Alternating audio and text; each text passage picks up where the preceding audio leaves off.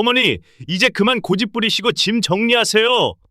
다음 주에 입소하시면 됩니다. 너희가 나한테 이럴 수 있어? 내가 너 의사 만들려고 얼마나?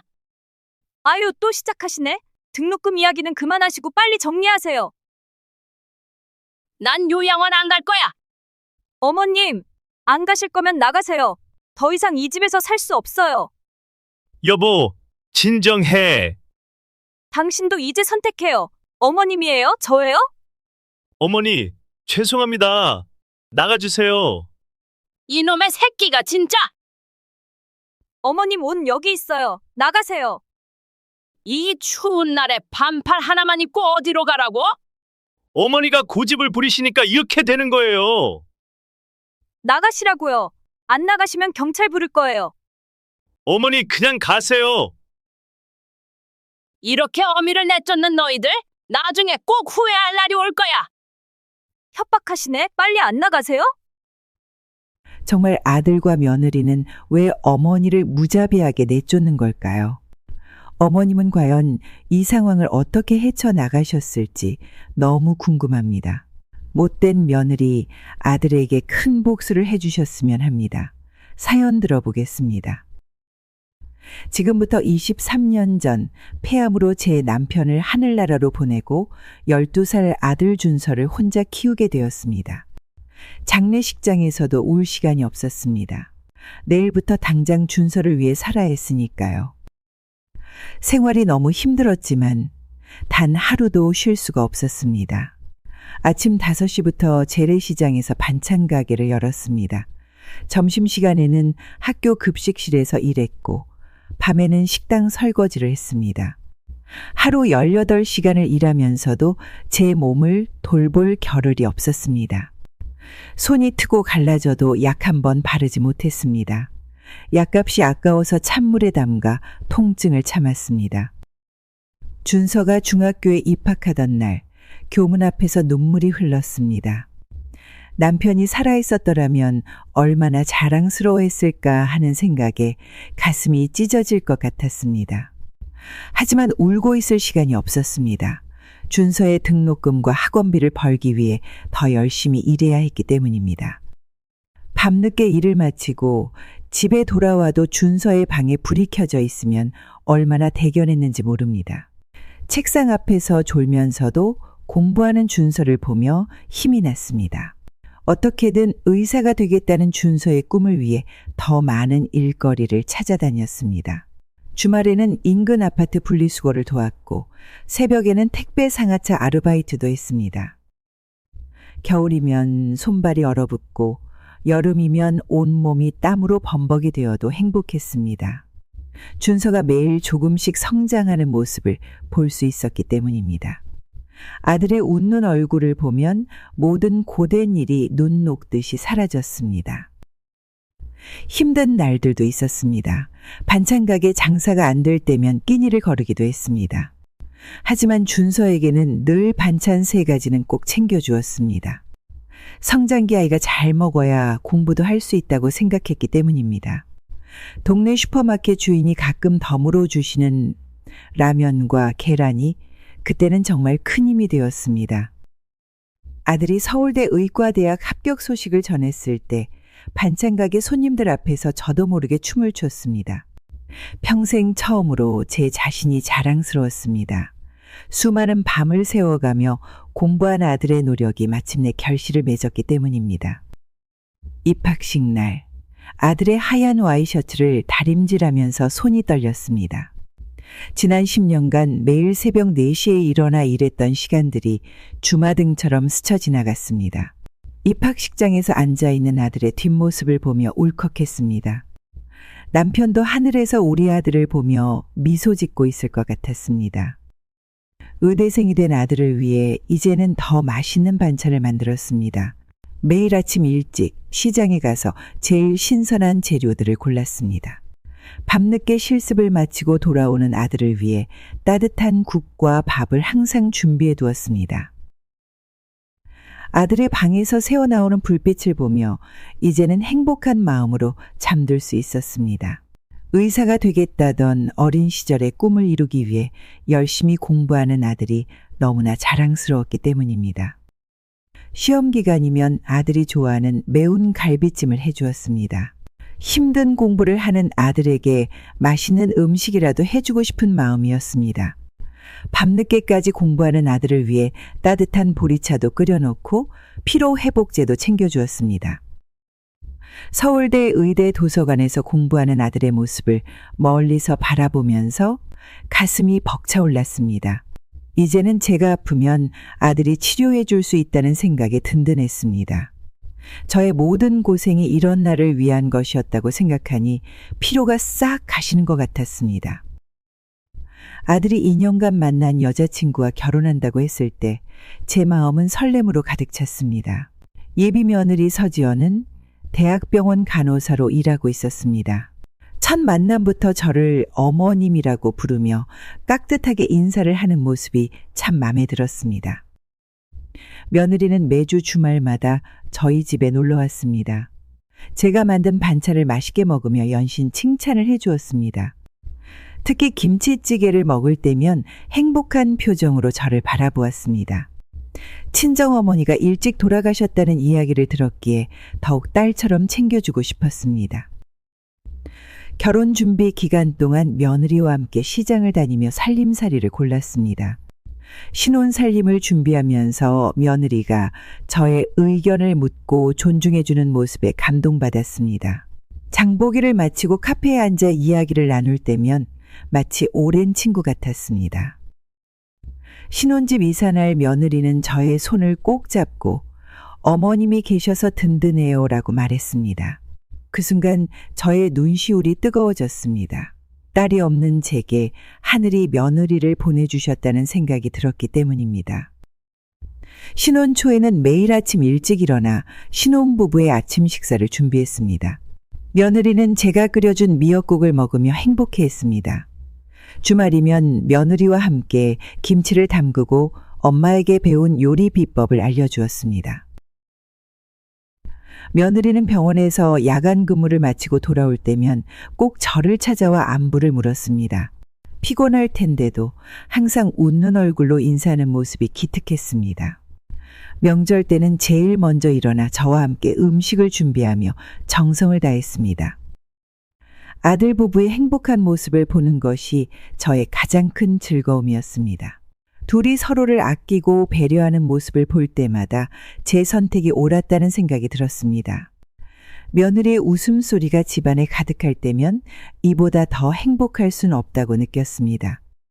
며느리의 임신 소식에 온 가족이 기쁨으로 가득했습니다. 매일 아침 며느리를 위해 영양가 있는 음식을 준비했습니다. 미역은 제주도 것으로 공수해왔고 태아에 좋다는 음식은 무조건 사다 놓았습니다. 병원 산전검진을 갈 때마다 며느리와 함께 했습니다. 초음파 사진을 볼 때는 제 심장이 터질 것만 같았습니다. 아기의 작은 심장 소리를 들을 때마다 행복한 눈물이 흘렀습니다. 23년 전 제가 아들을 임신했을 때가 생각났기 때문입니다.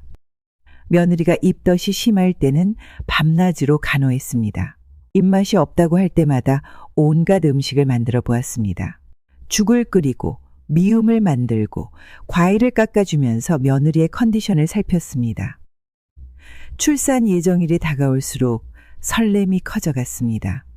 아기 옷을 사러 가는 길이 마치 천국으로 가는 길 같았습니다. 분홍색 딸내미 옷을 고르면서 제 마음도 분홍빛으로 물들었습니다. 드디어 손녀 서연이가 태어났습니다. 아기를 안는 순간 온 세상을 다 가진 것 같은 기쁨이 몰려왔습니다. 작고 여린 손가락을 잡았을 때 행복이란 바로 이런 것이구나 싶었습니다. 밤중에 아기가 울 때면 제가 먼저 일어났습니다. 젊은 부부가 편히 쉴 수 있도록 기저귀도 갈아주고 분유도 먹였습니다. 아기를 안고 자장가를 불러주는 시간이 하루 중 가장 행복한 순간이었습니다. 서연이의 100일 잔치 때는 제가 직접 백설기를 만들었습니다. 떡을 찌우면서 우리 손녀의 앞날에 흰눈처럼 환한 날들만 가득하기를 기도했습니다. 축하하러 오신 손님들께 손녀 자랑을 하느라 입이 마를 정도였습니다. 첫 돌날 서연이가 돌잡이에서 청진기를 잡았습니다. 마치 제 아들이 의사가 된 것처럼 기뻤던 그날이 떠올랐습니다.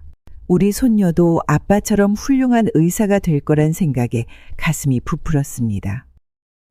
이제 서연이는 제 삶의 전부가 되었습니다. 아침마다 어린이집에 데려다 주고 저녁에 데리러 가는 일이 저의 가장 큰 기쁨이었습니다. 서연이가 할머니 하고 부를 때면 세상 그 무엇과도 바꿀 수 없는 행복이 밀려왔습니다. 서연이가 100일이 지나고 며느리의 태도가 달라지기 시작했습니다. 처음에는 아기용품을 사는데 돈이 필요하다며 조심스럽게 말을 꺼냈습니다. 친정에서는 아기에게 좋은 것만 사주는데 시댁은 너무 인색하다는 말도 했습니다. 어머님, 요즘 프리미엄 기저귀가 아기 피부에 좋대요. 한 달에 50만 원 정도만 주시면. 아들 병원이 아직 자리를 잡지 못해 빚이 많다는 걸 알면서도 매달 생활비를 더 달라고 했습니다. 처음에는 손녀를 위한 일이니 했습니다. 제가 모아둔 돈을 조금씩 주었습니다. 하지만 요구사항은 점점 커져갔습니다. 아기 이유식은 무조건 프리미엄 제품을 사야 한다며 한 달에 100만 원씩 달라고 했습니다. 유모차도 800만 원짜리를 사달라고 했습니다. 외제 옷이 아니면 아기가 입을 수 없다며 매주 백화점을 가야 한다고도 했습니다. 다른 애기 엄마들은 다 에르메스 가방 메고 다니는데 저만 이러고 다니면 창피해요. 더 놀라운 것은 친정 조카 결혼 비용도 제가 보태달라고 한 일이었습니다. 친정어머니가 암 투병 중이라 수술비도 필요하다며 2천만 원을 요구했습니다. 저의 반찬가게 월 수입이 300만 원인데 감당하기 힘든 금액이었습니다. 며느리는 돈이 필요할 때마다 서연이를 볼 수 없게 하겠다고 협박했습니다. 손녀를 볼 수 없다는 말에 가슴이 찢어질 것 같아서 빚을 내서라도 돈을 마련했습니다. 아들도 아내의 편이었습니다. 병원 수입이 안정될 때까지 제가 도와줘야 한다고 했습니다. 하지만 병원 수입은 늘 불안정했고 며느리의 요구는 계속되었습니다. 명품 매장에서 찍은 며느리의 SNS 사진을 볼 때마다 제 마음이 무너졌습니다. 제가 빚을 내어준 돈으로 명품백을 사고 해외여행을 다니는 모습이었기 때문입니다. 서연이는 여전히 어린이집에 맡겨져 있었습니다. 이제는 반찬가게 월세도 밀리기 시작했습니다. 며느리의 끝없는 요구에 제 통장은 바닥을 보였습니다. 하지만 손녀 서연이를 생각하면 거절할 수가 없었습니다. 손녀의 웃는 얼굴을 볼 수 있다면 이 정도 고생쯤이야 견딜 수 있다고 생각했습니다. 20년간 일한 학교 급식실에서 퇴직을 하게 되었습니다. 퇴직금으로 3천만 원을 받았는데 이 돈으로 서연이의 미래를 위해 적금을 들려고 했습니다. 하지만 며느리는 다른 생각을 가지고 있었습니다. 며느리는 에르메스 버킨백을 사고 싶다고 했습니다. 아기 용품을 살 돈도 부족한데 가방을 사겠다는 말에 처음에는 귀를 의심했습니다. 가방 하나가 2천만 원이나 한다는 사실에 제 다리가 휘청거렸습니다. 어머님, 병원에 오는 환자 가족분들이 다 명품백을 들고 다녀요. 의사 부인이 저렴한 가방 들고 다니면 병원 이미지가 나빠져요. 이해할 수 없었습니다. 서연이의 분유값도 제가 대고 있는 상황에서 명품백이라니요. 며느리의 친구들은 다 명품으로 치장하고 다닌다면서 저만 초라하게 산다고 울먹였습니다. 아들은 또 며느리의 편이었습니다. 병원 이미지를 위해서라도 체면을 차려야 한다고 했습니다. 결국 제 퇴직금은 버킨백으로 바뀌었습니다. 며느리는 새로 산 가방을 들고 백화점과 고급 레스토랑을 다녔습니다. 집에는 늘 어린이집 교사가 서연이를 데려다 주었습니다. 가방값으로 서연이가 대학교까지 다닐 수 있었을 텐데 이런 생각을 할 때마다 속이 타들어갔습니다.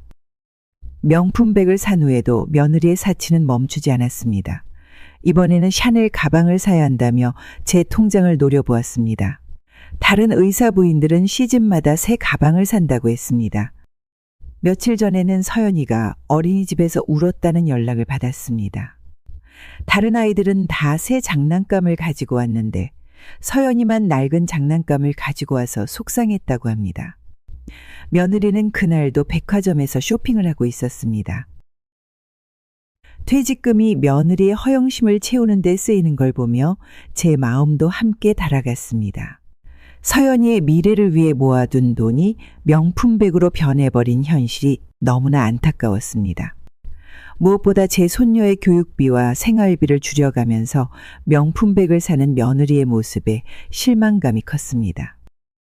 서연이가 3살이 되면서부터 제 하루는 더욱 바빠졌습니다. 아침 6시면 일어나 서연이 이유식을 준비했습니다. 며느리는 아침잠이 많다며 절대 일어나지 않았습니다. 이유식 준비가 끝나면 바로 청소를 시작했습니다. 서연이가 먹은 그릇을 설거지하고 장난감을 정리하고 빨래를 돌렸습니다. 허리가 아파도 쉴 수가 없었습니다. 아픈 티를 내면 며느리가 어린이집에 보내겠다고 했기 때문입니다. 서연이를 돌보면서도 매일 반찬 가게를 운영해야 했습니다. 등에 서연이를 업고 시장을 보러 다녔습니다.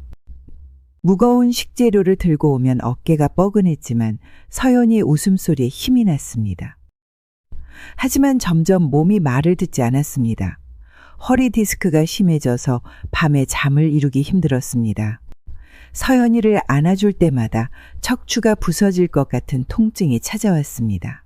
병원에 가보니 수술이 필요하다고 했습니다. 관절염도 심해졌습니다. 아침마다 손가락 마디마디가 부어올랐습니다. 서연이 기저귀를 갈아주는 것도 힘겨웠습니다.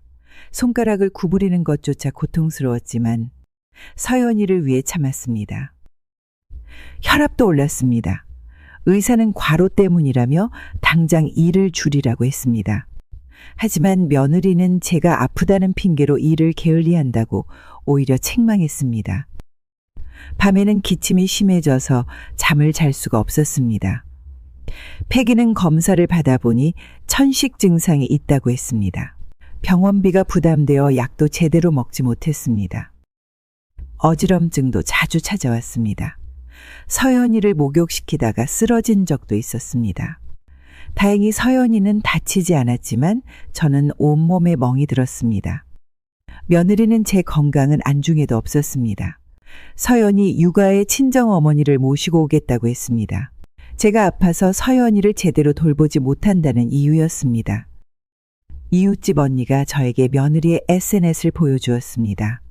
화면 속에는 제가 몰래 찍힌 사진이 있었습니다. 설거지를 하는 제 뒷모습이었는데 며느리는 이런 글을 남겼습니다. 시어머니가 돈이 없다면서 매일 늦게까지 일한다고 하시는데 알고 보니 돈을 모으고 계셨네요. 며느리 주제에 돈 달라는 말도 못하게 하시고 손주 키워주는 것도 다 대가를 바라시는 거였어요.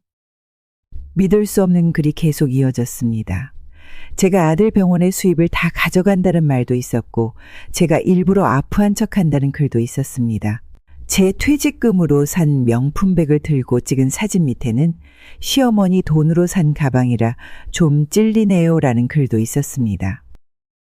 친구들과 술을 마시는 사진 밑에는 시어머니 때문에 스트레스 받아서 술로 푸는 중이라고 적혀 있었습니다. 서연이를 어린이집에 맡기고 놀러 다니면서도 저를 험담했습니다. 며느리의 친구들은 댓글로 위로를 보냈습니다. 우리 시어머니도 똑같아. 시어머니들은 다 그래. 참다 보면 언젠가 독립하실 거야. 이런 댓글들이 수십 개씩 달려 있었습니다. 서연이의 돌잔치 사진에는 시어머니가 상차림을 구식으로 해서 민망했어요. 제 친구들한테 너무 창피했다니까요 라는 글이 있었습니다. 제가 밤새워 준비한 음식들이 며느리에게는 부끄러움이었나 봅니다. 명절 음식을 준비하는 제 모습을 찍은 사진도 있었습니다. 요즘 시대에 이런 음식을 누가 먹나요? 시어머니는 진짜 구식이세요. 손이 닿은 음식은 좀 찝찝하기도 하고. 이제는 며느리의 얼굴만 봐도 속에서 우라가 치밀었습니다. 예전에 딸처럼 여기던 마음은 온데간데 없이 사라졌습니다. 하루 종일 놀다가 저녁에 들어와서는 피곤하다며 짜증을 부리는 모습에 분노가 일었습니다. 특히 서연이 앞에서 저를 무시하는 행동을 할 때면 참을 수가 없었습니다. 할머니가 옛날 사람이라 몰라요라는 말을 서연이에게 자주 했습니다. 손녀의 마음까지 제게서 멀어지게 만드는 며느리가 원망스러웠습니다.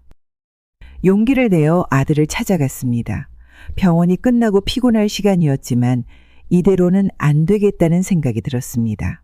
며느리의 SNS 게시물을 캡처해서 보여주었습니다.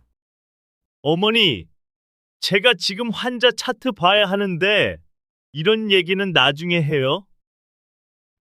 소파에 앉아있는 아들의 표정에서 전혀 관심이 없다는 것이 느껴졌습니다. 제 마음이 찢어질 것 같았습니다. 20년 넘게 홀로 키운 아들인데 이제는 저를 귀찮아하는 모습에 눈물이 났습니다. 어머니가 너무 예민하신 거 아니에요? 지연이가 그럴 애가 아닌데? 아들의 반응은 차가웠습니다.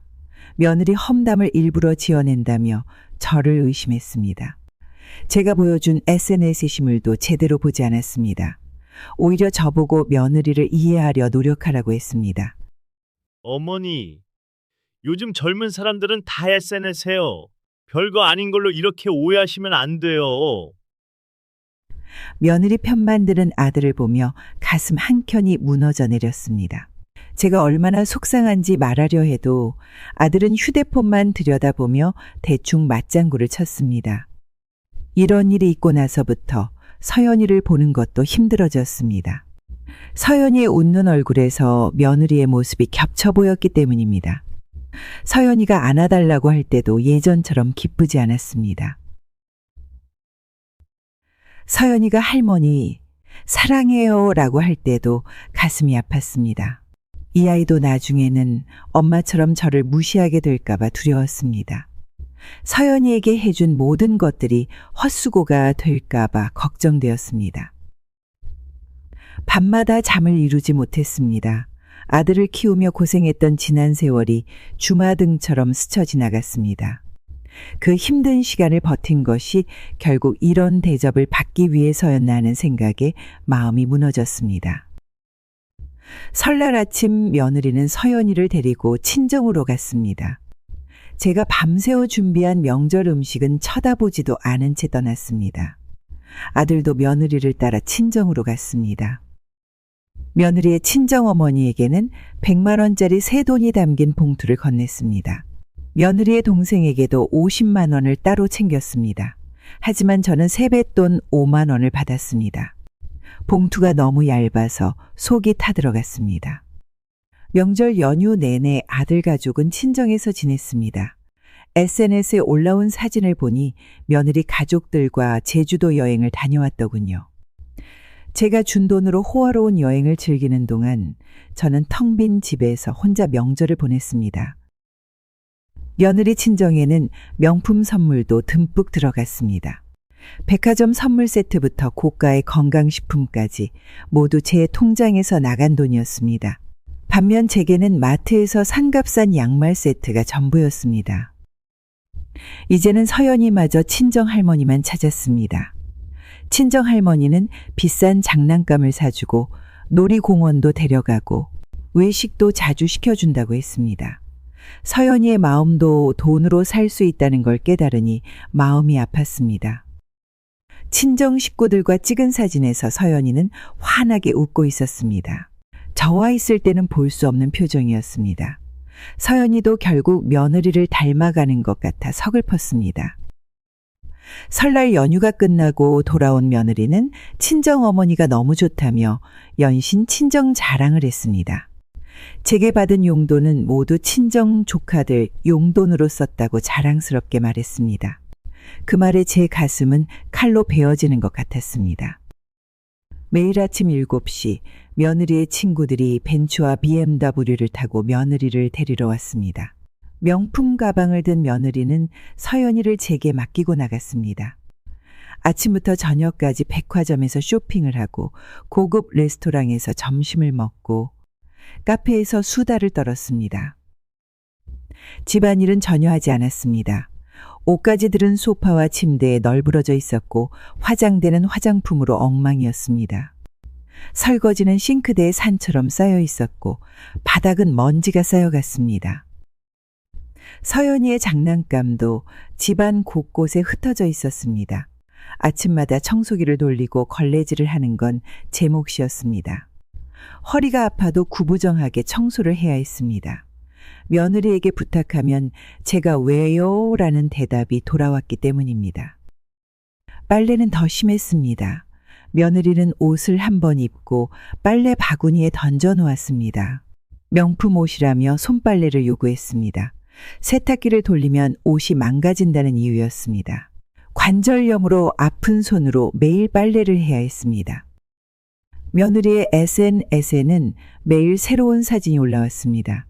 친구들과 찍은 골프장 사진, 호텔 애프터눈티 사진, 고급 식당에서 찍은 음식 사진들이었습니다. 집안일을 하느라 제 옷은 늘 반찬 국물 자국으로 얼룩져 있었는데 며느리는 매일 새 옷을 차려입고 놀러 다녔습니다. 서연이의 그림 숙제도 제가 봐줘야 했습니다. 유치원 알림장도 제가 확인했고 준비물도 제가 챙겼습니다. 며느리는 육아는 시어머니 몫이라며 당연하게 여겼습니다. 밤늦게 들어온 며느리는 피곤하다며 방에 들어가 버렸습니다. 서연이 저녁 먹이는 것도 목욕시키는 것도 재우는 것도 모두 제 일이 되었습니다. 며느리는 침대에 누워 휴대폰만 들여다보았습니다. 주말에도 며느리는 친구들과 놀러 갔습니다. 제주도, 강원도, 부산을 들락날락했습니다. 집에는 빨래 더미와 설거지 거리만 남겨두고 떠났습니다. 서연이도 혼자 두고 가는 일이 많았습니다. 이제는 서연이마저 친구들과 노는 며느리가 더 좋아 보였습니다. 엄마는 매일 예쁘게 꾸미고 놀러 다니는데 저는 늘 앞치마를 두르고 일만 하는 할머니일 뿐이었습니다. 서연이의 눈빛이 점점 차가워지는 게 느껴졌습니다. 아들 병원에 반찬을 갖다 주던 날이었습니다. 앞치마를 두르고 반찬통을 들고 병원 로비를 걸어가는데 아들이 황급히 저를 데리고 나갔습니다. 병원 직원들 앞에서 저를 만나기 싫었나 봅니다. 어머니, 앞으로는 이런 옷차림으로 병원에 오지 마세요. 환자분들이 보시면 제가 창피해요.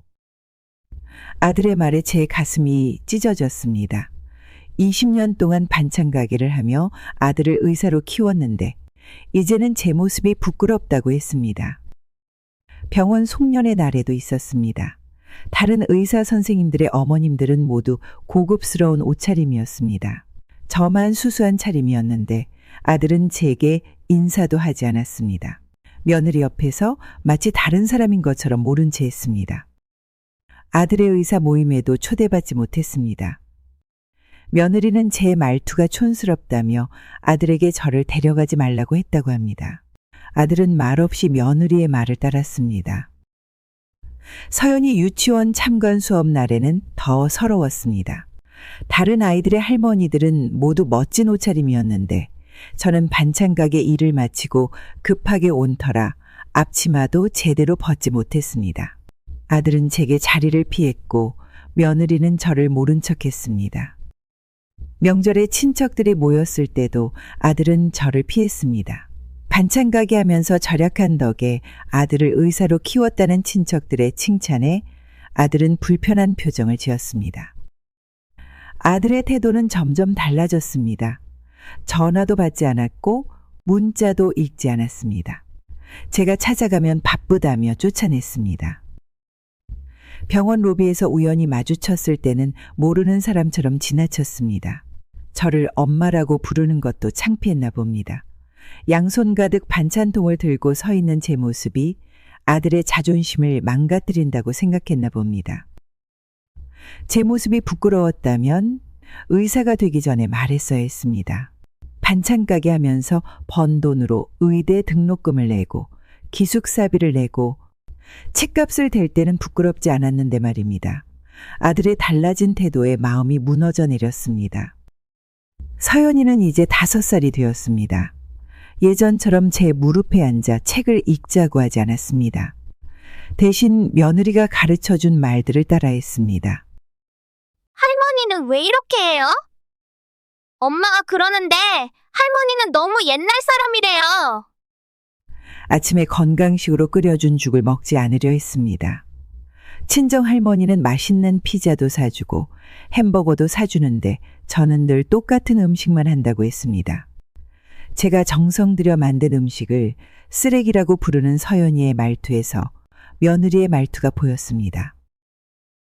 장난감을 같이 정리하자고 하면 이제는 짜증을 냈습니다. 할머니는 재미없다며 혼자 놀고 싶다고 했습니다. 제가 안아주려 하면 옷에 반찬 냄새 난다며 도망갔습니다. 유치원에서 돌아와서도 저를 피했습니다. 친구들 앞에서 저를 만나는 게 창피하다고 했습니다. 다른 친구들의 할머니는 모두 예쁘게 화장하고 멋진 옷을 입는데 저만 촌스럽게 앞치마를 두르고 있다고 했습니다. 서연이의 물건을 챙겨주려 해도 이제는 거절했습니다.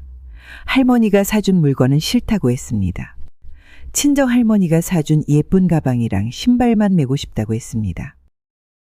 아플 때도 더 이상 저를 찾지 않았습니다. 열이 나도 엄마만 찾았고 배가 아파도 엄마만 불렀습니다. 제가 끓여준 미역국도 이제는 먹지 않으려 했습니다. 서연이에게 안아달라고 하면 이제는 화를 했습니다. 할머니는 늙어서 냄새 난다고 했습니다. 할머니랑 놀면 다른 친구들이 놀리니까 싫다고도 했습니다.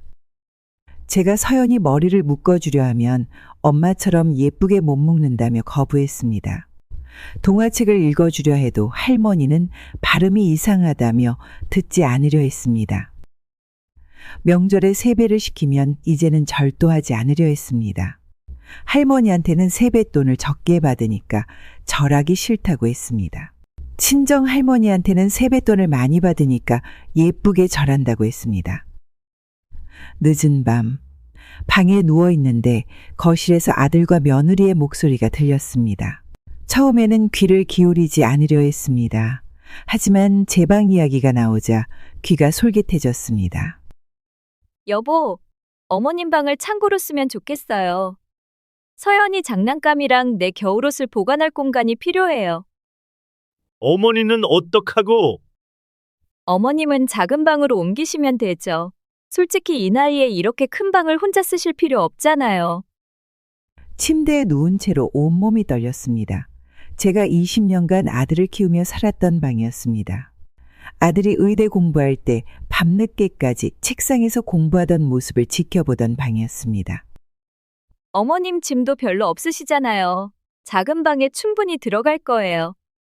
이불을 꽉 움켜쥐었습니다. 제 방에는 아들의 어린 시절 앨범이 있고 남편의 마지막 편지가 있고 아들 의대 졸업장이 있었습니다. 이 모든 것이 며느리에게는 그저 짐덩어리일 뿐이었습니다. 알겠어요.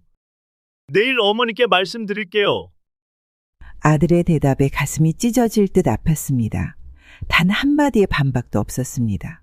제 방을 창고로 만들겠다는 말에 찬성하는 아들의 모습에 눈물이 흘렀습니다.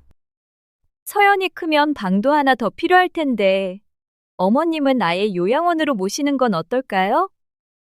이제는 제 방뿐만 아니라 이 집에서도 내쫓으려 한다는 생각에 온몸이 떨렸습니다.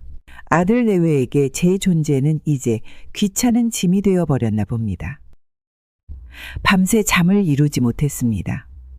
벽에 걸린 가족 사진을 바라보며 울었습니다. 아들을 키우며 힘들 때마다 위로가 되어준 방이었습니다. 이제는 이 방마저 빼앗길 위기에 처했다고 생각하니 눈물이 멈추지 않았습니다. 아들이 고급 요양원 팸플릿을 들고 왔습니다. 매달 500만 원씩 내야 하는 요양원이었습니다.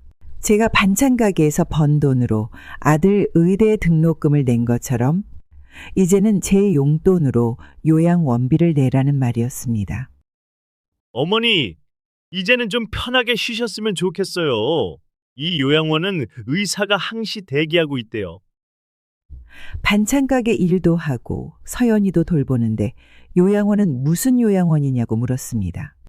아들은 제 건강을 걱정하는 듯한 말투였지만 저를 이 집에서 내보내려는 속셈이 보였습니다. 아들은 요양원 시설을 자랑했습니다. 수영장도 있고 정원도 있다고 했습니다. 하지만 제게 필요한 건 호화로운 시설이 아닌 가족이었습니다. 손녀 서연이의 웃음소리를 매일 들을 수 있는 이 집이 저에겐 최고의 요양원이었습니다. 며느리는 벌써 제 방을 정리하기 시작했습니다. 제 옷장을 비우고 짐을 박스에 담았습니다. 아직 요양원에 가겠다고 한 적도 없는데 제 의사는 전혀 묻지도 않았습니다. 요양원 입소 날짜도 제 의견 없이 정해졌습니다. 다음 달 초라고 했습니다. 제가 가장 사랑하는 설날도 요양원에서 보내야 한다는 뜻이었습니다. 아들은 이제 병원에서 제 전화도 받지 않았습니다. 요양원 이야기를 꺼내면 피곤하다며 끊어버렸습니다. 서연이는 요양원에 가면 놀러 오겠다고 했지만 며느리의 말투를 따라하는 게 느껴졌습니다. 요양원에 가기 싫다고 하자 아들 내외는 돌변했습니다. 며느리는 제 짐을 현관에 내던졌고 아들은 차가운 눈빛으로 저를 바라보았습니다. 한겨울 영하 10도의 추운 날이었지만 옷 한 벌 더 챙길 시간도 주지 않았습니다. 반팔 티셔츠 차림으로 쫓겨났습니다. 아들과 며느리는 제가 곧 돌아올 거라 생각했는지 대문을 잠가버렸습니다. 한밤중이라 이웃집에 도움을 청할 수도 없었습니다. 찬바람이 뼛속까지 파고들었습니다. 반팔 티셔츠 하나로는 추위를 막을 수 없었습니다. 손은 이미 감각이 없어졌고 발은 얼음장처럼 차가워졌습니다. 어디로 가야 할지 몰랐습니다. 반찬가게도 권리금을 받고 넘긴 후라 갈 곳이 없었습니다. 길거리 벤치에 앉아 있자니 경찰이 와서 자리를 피하라고 했습니다. 밤새 거리를 걸었습니다. 추위를 견디기 위해서였습니다. 하지만 점점 다리에 힘이 빠졌습니다. 오랜 허리 디스크와 관절염이 악화되었기 때문입니다. 혈압약도 챙기지 못해 머리가 지끈거렸습니다. 새벽 4시 한적한 골목길에서 쓰러졌습니다. 아스팔트는 차가웠지만 일어날 힘이 없었습니다. 눈이 내리기 시작했고 온몸은 이미 얼어붙은 것 같았습니다. 지나가는 사람들은 제가 술에 취한 사람인 줄 알았나 봅니다. 아무도 도와주지 않았습니다. 의사인 아들이 근처 병원에서 일하고 있다는 말도 꺼내지 못했습니다. 차마 아들의 명예를 깎을 수 없었기 때문입니다. 의식이 점점 흐려졌습니다. 눈 위에 누워있는데도 이상하게 춥지 않았습니다. 오히려 따뜻한 기운이 몸을 감쌌습니다. 의식이 희미해질 때쯤 누군가 제 어깨를 흔들었습니다. 눈을 떠보니 15년 전 학교 급식실에서 만났던 민수라는 학생이었습니다. 지금은 어엿한 소방관이 되어 있었습니다. 민수는 제가 쓰러진 모습을 보고 즉시 119를 불렀습니다. 저를 응급실로 데려가면서 울먹이는 목소리로 말했습니다. 급식실에서 반찬을 더 달라고 할 때마다 항상 웃으면서 넉넉히 주셨던 걸 잊지 못했다고 했습니다. 응급실에서 중증저체온증 판정을 받았습니다. 민수는 제 옆을 한시도 떠나지 않았습니다. 따뜻한 수액이 들어올 때마다 제 손을 꼭 잡아주었습니다. 학교를 졸업하고도 가끔 급식실에 찾아와 인사하던 착한 아이였습니다. 민수의 집은 작은 반지하였습니다. 하지만 민수와 민수의 아내는 저를 환하게 맞아주었습니다. 방 한 칸을 내어주며 언제든 편하게 지내시라고 했습니다. 밥을 차려주면서 학창시절 제가 해주던 급식 맛이 그립다고도 했습니다. 아침이면 민수 아내가 따뜻한 미역국을 끓여주었습니다. 저녁이면 민수가 퇴근하면서 과일을 사왔습니다. 제가 몸져 누워있는 동안 민수 부부는 저를 친어머니처럼 정성껏 돌봐주었습니다. 민수는 소방서 동료들에게도 제 이야기를 했습니다. 동료들은 번갈아가며 저를 찾아왔고 각자의 집에서 반찬을 싸와 위로해 주었습니다. 낯선 이들의 따뜻한 마음에 눈물이 났습니다. 민수의 3살배기 아들은 저를 할머니라고 불렀습니다. 서연이를 떠올리게 하는 아이였지만 이 아이의 순수한 미소는 제 마음을 달래주었습니다. 아이가 옆에서 제잘거릴 때면 잠시나마 아픔을 잊을 수 있었습니다. 작은 도움으로 조그만 원룸을 구했습니다. 민수는 매일 아침 출근길에 제게 문자를 보냈습니다. 학창시절 급식실에서 받았던 사랑을 잊지 못한다며 이제는 자신이 그 은혜를 갚고 싶다고 했습니다. 그 말에 가슴 한켠이 뭉클해졌습니다. 반찬 가게를 하던 시장의 할머니들이 제 소식을 들었습니다. 30년을 함께 장사하던 인연이라 마음이 많이 아프셨나 봅니다. 할머니들은 즉시 모금 운동을 시작했습니다. 시장 입구에 작은 모금함을 설치했습니다. 반찬가게 김 여사님을 도웁시다라는 문구를 붙이고 할머니들은 번갈아 가며 모금함을 지켰습니다. 추운 날씨에도 할머니들은 하루 종일 자리를 지켰습니다. 생선가게 할머니는 매일 아침 제일 좋은 생선을 팔아 수익금을 모금함에 넣었습니다. 채소가게 할머니는 저녁 장사를 1시간 더 하면서 번 돈을 보태주었습니다. 떡집 할머니는 떡을 더 만들어 팔아서 수익금을 모았습니다. 시장을 찾는 단골 손님들도 도움의 손길을 보탰습니다. 제가 만든 반찬을 먹고 자란 학생들이 지갑을 열었고 매일 아침 반찬을 사가던 회사원들도 성금을 보냈습니다. 얼굴도 모르는 분들이 봉투에 돈을 넣어 전해주기도 했습니다. 할머니들은 모은 돈으로 제게 작은 원룸을 구해주었습니다. 보증금은 시장 상인회에서 보태주었고 월세는 할머니들이 돌아가며 부담하기로 했습니다. 이사 날에는 할머니들이 직접 만든 반찬을 한 아름 들고 와주셨습니다. 원룸 안에는 필요한 가전제품도 하나둘 들어찼습니다. 이불가게 할머니가 새 이불 세트를 가져다 주었고 그릇가게 할머니는 식기 세트를 선물해 주었습니다. 작은 텔레비전도 중고로 구해주셨습니다. 할머니들은 매일 한 번씩 제 원룸에 들러 안부를 물어주셨습니다. 밥은 잘 먹었는지, 잠은 잘 잤는지 걱정해 주셨습니다. 명절이면 할머니들과 함께 떡도 해먹고 김치도 담갔습니다. 특히 김치가게 할머니는 제가 다시 일어설 수 있도록 가게 한 켠을 내어주셨습니다. 작은 공간이지만 반찬을 만들어 팔 수 있게 해주셨습니다. 할머니들의 정성 덕분에 새로운 희망이 생겼습니다. 평범한 일요일 오후 시장의 방송국 카메라팀이 찾아왔습니다. 전통시장 맛집을 소개하는 프로그램을 촬영하러 온 것이었습니다. 시장의 육개장집을 취재하던 중이었습니다. 촬영 도중 육개장집 할머니는 제 이야기를 꺼냈습니다. 20회 넘게 이 시장에서 최고의 반찬 가게를 운영하던 제가 아들 내외에게 쫓겨난 사연을 말씀하셨습니다. 아들을 의사로 키우기 위해 하루 18시간씩 일했던 이야기부터 시작해서 한겨울 반팔 차림으로 쫓겨난 이야기까지 전해주셨습니다. PD는 촬영을 멈추고 제 이야기에 귀를 기울였습니다. 시장 상인들이 모금운동으로 원룸을 구해준 이야기를 들으며 카메라 감독의 눈시울이 붉어졌습니다. 다음 날 방송국에서 정식으로 취재를 왔습니다. 소방관이 된 예체자 민수도 인터뷰에 참여했고 시장 할머니들도 한 명씩 카메라 앞에 섰습니다. 모두가 입을 모아 제가 얼마나 성실하고 착한 사람이었는지 이야기해 주었습니다. 기사가 나간 후 전국에서 격려 편지가 쏟아졌습니다. 어떤 분은 제 반찬 가게를 다시 열 수 있도록 권리금을 보내주셨고 또 어떤 분은 따뜻한 겨울옷을 보내주셨습니다. 특히 간호사와 의사 선생님들의 편지가 많았습니다. 의료인의 자녀로서 부모님께 이런 일을 했다는 것에 깊은 유감을 표현하는 내용이었습니다. 아들이 근무하는 병원 의사들도 제 사연을 알게 되었습니다. 시청자들은 제 건강을 걱정했습니다. 허리 디스크와 관절염 치료를 받을 수 있도록 성금을 보내주었습니다. 한 한의원 원장님은 무료로 치료를 해주시겠다고 연락을 주셨습니다. 언론사들도 연이어 취재를 요청했습니다.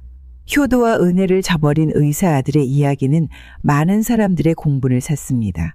특히 요양원으로 보내려 했다는 이야기에 많은 분들이 분노했습니다.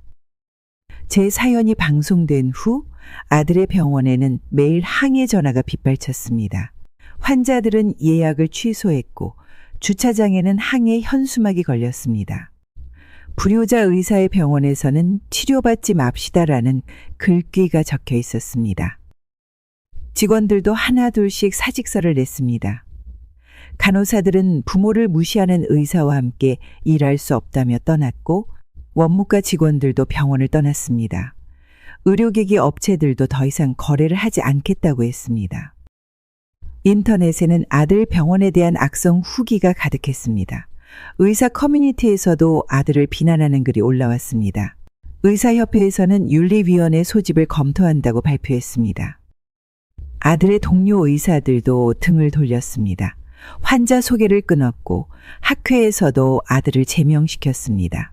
의사들 사이에서 불효자 의사라는 오명이 퍼졌습니다. 결국 아들의 병원은 한 달도 버티지 못했습니다. 빚만 남은 채 문을 닫아야 했습니다. 고급 인테리어로 꾸민 병원은 경매에 넘어갔고 명품으로 가득했던 며느리의 옷장도 경매장으로 향했습니다. 아들은 다른 병원에 취직하려 했지만 쉽지 않았습니다. 어느 병원에서도 불효 의사를 받아주지 않았습니다. 며느리의 친정에서도 연락을 끊었다고 합니다. 서연이는 유치원을 옮겨야 했습니다. 동네 슈퍼마켓 주인께서 말씀해 주셨습니다. 아들 내외가 짐을 싸들고 시골로 떠났다고 합니다. 화려한 명품 가방 대신 검은 봉투에 짐을 담아 떠나는 모습을 보셨다고 합니다. 며느리의 친정은 강남에서 대형 공인중개사 사무실을 운영했습니다. 며느리는 항상 친정이 재개발 사업으로 돈을 잘 번다며 자랑했습니다. 하지만 친정아버지의 사업 방식이 자꾸 마음에 걸렸습니다. 동네 노인정에서 우연히 들은 이야기가 시작이었습니다. 할머니들이 친정아버지의 부동산 때문에 집을 잃었다는 이야기를 하고 계셨습니다. 강제로 쫓겨났다는 말씀에 제 가슴이 덜컥 내려앉았습니다. 저처럼 겨울에 쫓겨난 할머니들이 많다는 말씀이었습니다. 국토교통부 부동산 신고센터에 제보를 했습니다. 재개발 지역에서 불법 투기와 강제 퇴거가 있었다는 내용이었습니다. 조사가 시작되자 충격적인 사실들이 드러났습니다. 친정아버지는 재개발 예정 지역의 노인들을 협박해서 집을 헐값에 빼앗았습니다. 공무원들과 결탁해 재개발 정보를 미리 빼내고 그 지역의 부동산을 독차지했다는 사실도 밝혀졌습니다. 며느리가 들고 다니던 명품 가방들이 떠올랐습니다. 가난한 노인들의 눈물로 산 것이라고 생각하니 마음이 아팠습니다. 며느리가 저를 무시하던 태도가 이제야 이해되었습니다. 결국 친정아버지는 구속되었고 호화로운 친정집은 압류되었습니다. 한밤중에 며느리가 찾아왔습니다. 술에 취해 제 원룸문을 거세게 두드렸습니다. 친정아버지가 구속된 것이 모두 제 잘못이라며 소리를 질렀습니다. 어머니가 우리 아빠를 신고했죠? 이게 무슨 짓이에요? 우리 아빠가 뭘 잘못했다고? 시장 할머니들이 경찰에 신고했습니다. 취한 며느리가 제 머리채를 잡으려 했기 때문입니다. 소방관이 된 제자 민수도 출동했습니다. 며느리는 경찰서에서도 소리를 질렀습니다. 시어머니 주제에 감히 친정아버지를 신고했냐고 했습니다. 하지만 경찰은 오히려 며느리를 조사했습니다. 심야에 주거침입을 시도하고 폭행을 하려 했다는 혐의였습니다. 시장 상인회 회장님이 변호사를 소개해 주셨습니다. 며느리에게 접근 금지 명령을 신청하자고 하셨습니다. 이제는 제가 보호받아야 할 때라고 하셨습니다. 민수는 매일 순찰을 돌면서 제 원룸을 살펴주었습니다. 동네 파출소에서도 수시로 점검을 나왔습니다. 시장 할머니들은 번갈아가며 저와 함께 주무시겠다고 하셨습니다. 며느리는 결국 접근 금지 명령을 받았습니다. 6개월 동안 제 근처에 얼씬도 못하게 되었습니다. 친정아버지의 구속이 억울하다면 법적으로 해결하라는 판사님의 권고도 있었습니다. 한겨울밤 반팔 차림으로 쫓겨났던 그날이 떠오를 때면 아직도 온몸이 떨립니다. 영하 10도의 칼바람이 몸을 베고 지나가던 순간 20년간 키운 아들의 얼굴이 스쳐 지나갔던 그 기억이 지워지지 않습니다. 서연이가 창문에서 울며 손을 흔들던 모습도 선명합니다. 손녀의 눈물을 닦아주지도 못하고 떠나야 했던 그날 제 심장도 얼어붙었습니다. 지금은 더 이상 아들 부부를 보지 않습니다. 명절이 되어도 연락하지 않고 서연이 생일이 되어도 찾아가지 않습니다. 처음에는 가슴이 미어질 것 같았지만 이제는 이런 삶이 더 편합니다. 시장 할머니들과 함께 김치를 담그고 반찬을 만들어 팝니다. 민수가 데려다 준 길고양이에게 밥을 주는 것도 일과가 되었습니다. 작은 원룸이지만 이제는 제 공간이 있어 마음이 편합니다. 가끔 동네 어린이집 아이들이 할머니라고 부르며 안깁니다. 서연이가 떠오르지만 이제는 그리움보다 감사함이 더 큽니다. 아이들의 순수한 미소가 제 마음을 치유해주기 때문입니다. 쫓겨났던 그날의 기억은 평생 잊지 못하겠지만 이제는 그 기억이 저를 무너뜨리지 못합니다. 차라리 그날 이후로 제 삶이 더 단단해졌습니다. 혹시 저처럼 자식 때문에 가슴 아픈 일을 겪으신 분들이 계신가요? 자식을 위해 평생을 바쳤는데도 이렇게 버림받은 부모님들이 얼마나 많을까요? 제 이야기가 여러분의 이야기일 수도 있습니다. 이제는 더 이상 혼자 아파하지 마세요. 저처럼 새로운 삶을 시작하실 수 있습니다. 우리 모두 이제는 우리 자신을 위해 살아갈 시간입니다. 여러분의 이야기도 댓글로 들려주세요. 서로의 아픔을 나누다 보면 우리 모두 조금씩 치유될 수 있을 것 같습니다. 구독과 좋아요도 꼭 부탁드립니다.